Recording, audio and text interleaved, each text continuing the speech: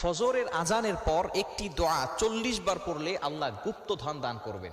আল্লাহ তাআলা আপনাকে এমন সম্পদ দিবেন আপনি কল্পনাও করতে পারবেন না।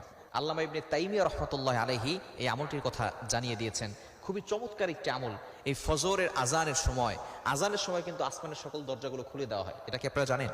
আজানের সময় সকল আসমানের দরজাগুলো খুলে দেওয়া হয় এবং আজানের পরে ইকামতের আগে এই মধ্যবর্তী সময় কিন্তু আল্লাহ তাআলা বান্দার দোয়াগুলো কবুল করে নেন। আর দোয়া লা ইউরাদ্দু বাইনাল আযানি ওয়াল ইকামা, আযান এবং ইকামতের মাঝখানে যেই দোয়া করা হয় সেই দোয়া আল্লাহ তাআলা কখনো ফিরিয়ে দেন না। ফজরের নামাজ হচ্ছে কয় রাকাত? 4 রাকাত, 2 রাকাত সুন্নত, 2 রাকাত ফরজ।